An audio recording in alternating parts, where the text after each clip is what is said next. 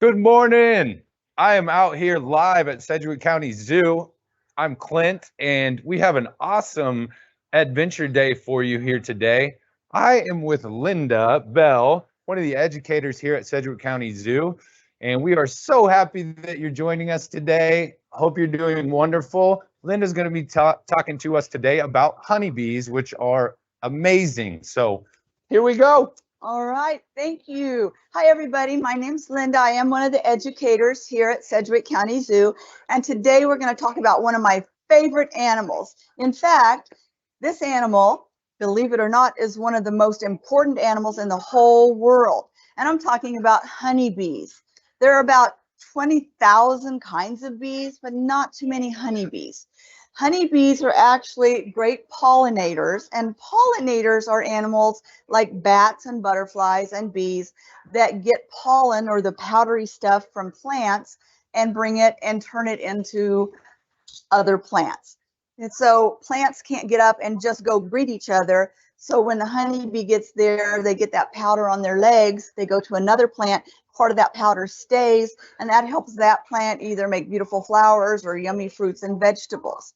So a couple of things we need to know about bees are there are more than one kind of bee in a hive, and a hive is where the bees live. The biggest bee is the queen bee, and sometimes she's about twice as big as the other bees. She does have a big stinger, and she can sting over and over again, but she doesn't sting very often because she lives deep inside the hive. Her only job is to lay eggs and make more baby bees. There are also bees called drones, which are the boy bees.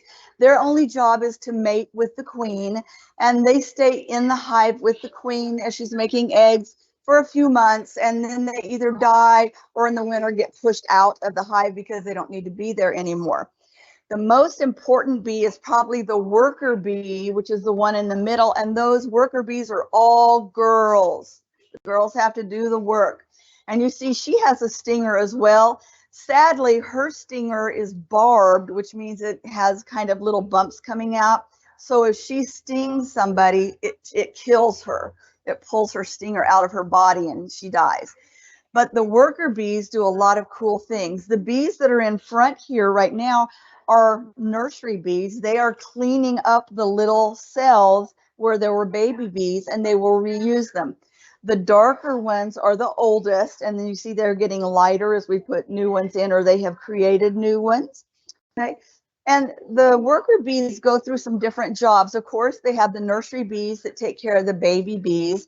They clean out the little cells again. We have bees that go and find pollen and bring that food back. And we have bees that are protectors as well, and their job is just to protect whatever's trying to get into the hive. Now, the hive itself is pretty important. There are different shapes and sizes, but the outside part is actually the hive itself. And inside these little sections, you see those little stripes. Those are what they will also fill with honey. Now, these had baby bees, but the ones further in had honey. And they will bring back nectar, which is the liquid part from the flowers, and another bee will take that from them and then fan their wings. That creates heat that makes that nectar get really sticky and turn into honey, but the pollen, they will save more for food. One cool thing that I'm going to tell you before we go is when the queen lays her eggs, all the baby bees get a special food called royal jelly for 3 days. After that, they'll just get honey or nectar until they become a full-grown bee. But if something's happening to the queen, she's old, she died, or she's left, then they will feed that royal jelly extra days to special babies, and they turn into queens. And so then they will have new queens. Now, if they have more than one queen, they can either fight, or one queen will take part of the hive and go start a new hive. And that's how we get more bees.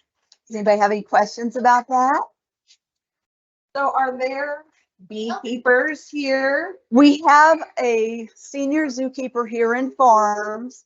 who is a beekeeper, and we have all the equipment for her to wear. We do harvest some of this honey. We also have several hives in the back at the zoo that you can see if you ride the train around the back, and we do have that honey as well.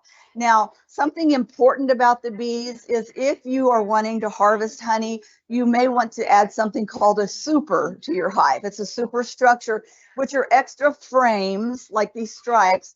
And there's a little hole where only the worker bees can get through, but the queen can't get through there. And that way that extra honey can be used for people. And then we don't want to ever take all the honey away from the bees or they won't have any food in the winter. So there's a question coming in about how many roughly bees are in this hive we're looking This at. hive, probably about 2,000 or 3,000. 2,000 or 3,000. Mhm. And another question coming in there, really curious. You said if there's two queen bees at the hive, or I mean in the hive, that they'll fight. Mhm. Can you tell us about that a little more? Well, it's not rock'em sock'em robots, but generally they will butt heads or push each other. They may try and sting each other, but that's very hard. Usually they'll just decide there's two bees and one of them just doesn't want to mess with it and they will leave. When a queen leaves, she takes part of those bees with her. We call that swarming. And they will only travel a certain amount and then they stop because the queen bee is very large compared to her wing size. She can't fly long distances at one time. And so the bees will leave and they will stop and then she will stay in one spot. The other bees will go on and search for a new home and then come back and get her.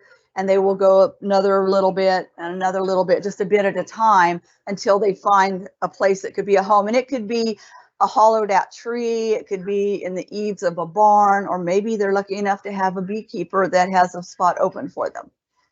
Wow. And All right, Clint, let's see. we do have a few questions coming in here.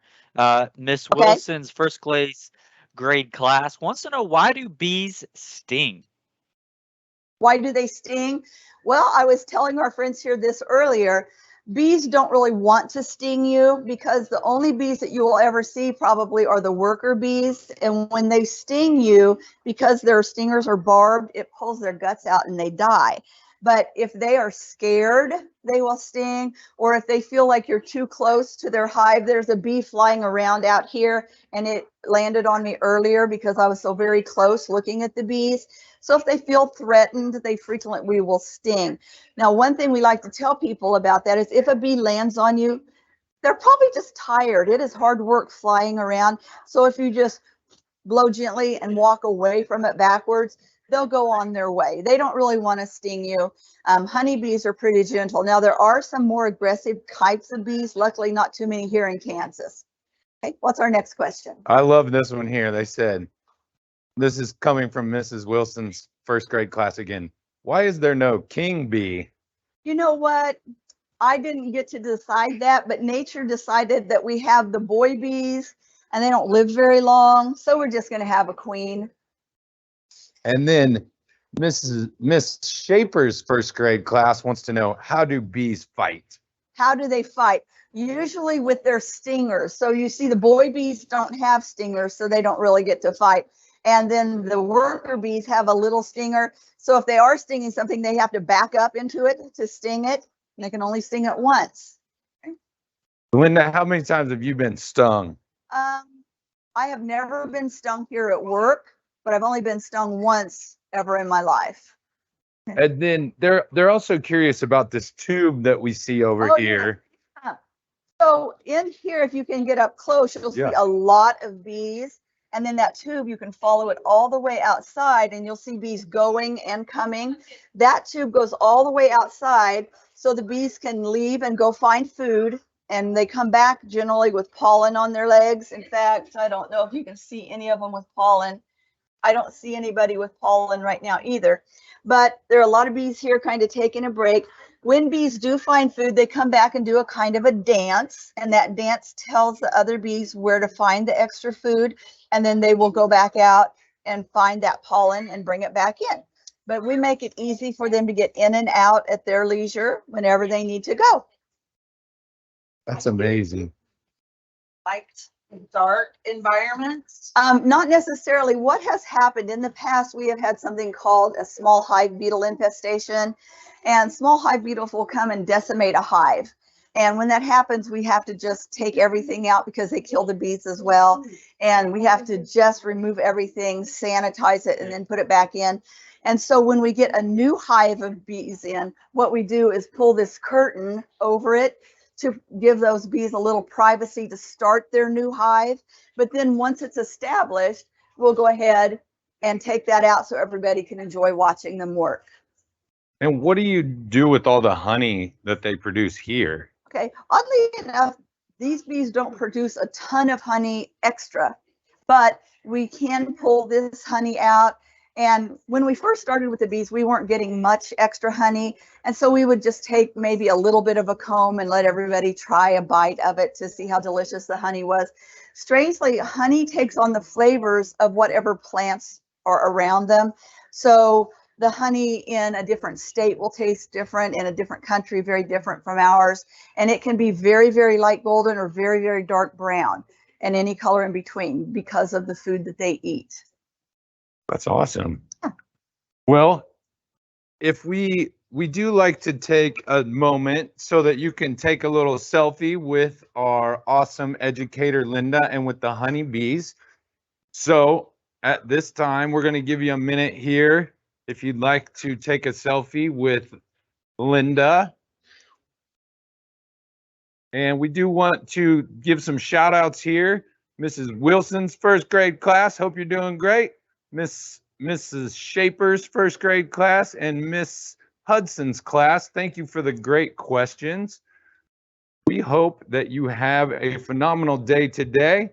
And this is Clint, Linda, and Tia signing off. Bye-bye. Have a great adventure today. Bye, kids. Good questions. And